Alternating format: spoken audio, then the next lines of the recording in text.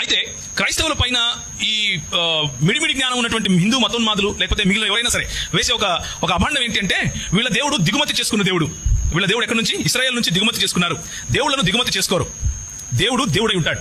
ఆయన ఎక్కడికి వెళ్ళినా ఆయన దేవుడే. దిగుమతి చేసుకునేది ఏంటి అంటే సంస్కృతి అన్నది.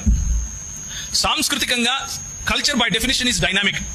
అంటే సంస్కృతి అన్నది మారుతూ ఉంటుంది, మార్పులు చేర్పులకు గురవుతూ ఉంటుంది. ఈ రోజు ఇక్కడ కూర్చున్నటువంటి ఎంతమంది క్రైస్తవులు మరి సాధారణ భారతీయుల్లాగా ఉన్నారు, సాధారణ భారతీయులుగా లేరు అని చూస్తే, మనం ఏ కల్చర్ ఎక్కడి నుంచి తెచ్చుకోలేదు. మనం ఇక్కడ పుట్టాము, ఇక్కడ పెరిగాము, ఇదే సంస్కృతిలో మనం ఉన్నాం. అరబులు విస్తరించిన చోట, అంటే ఇస్లాం విస్తరించిన ప్రతి చోట అరబుల సంస్కృతిని దిగుమతి చేశారు, అరబుల సంస్కృతిని రుద్దారు. క్రైస్తవం వెళ్ళిన ఏ చోట కూడా క్రైస్తవ సంస్కృతి అన్నది రుద్దలేదు. ఎందుకంటే క్రైస్తవ సంస్కృతి కనిపించేది కాదు, మనసులో ఉండేది. హల్లెలూయా. క్రైస్తవ సంస్కృతి అనేది కంటికి కనిపించేది కాదు, కానీ వారి గుణ లక్షణాలలో మన ప్రభు అయినటువంటి యేసును మనము పరిచయం చేసేది. అందుకనే క్రైస్తవ సంస్కృతి ఏమిటి అని అంటే శత్రువును కూడా ప్రేమించడం. ఇది దిగుమతి చేసుకుంటే తప్ప. క్రైస్తవ సంస్కృతి ఏమిటి అంటే నిన్ను వలే నీ పొరుగువాన్ని ప్రేమించడం. ఇది దిగుమతి చేసుకుంటే తప్ప. నువ్వు ఎందుకు ఓర్చలేకపోతున్నావు అంటే, వీడేంటి నేను వీడిని కొడితే వీడు నన్ను ప్రేమిస్తున్నాడు అని నువ్వు తట్టుకోలేకపోతున్నావు. అది నీ బాధ. నీ బాధ ఏంటంటే ఇలా చేస్తే అందరూ సమానమైపోతారు కదా, విభజించి ఎలా పాలించాలి అనేది నీ బాధ. అందరినీ ప్రేమించమని ఒకటే మాట చెప్తే అందరూ సమానమైపోతే ఇక నా బ్రాహ్మణత్వం ఉంటుంది, నా క్షత్రియత్వం ఉంటుంది, వీడు సూత్రుడుగా ఎలా బతుకుతాడు, నాకు కిందకు ఉండడు కదా అనేది నీ బాధ.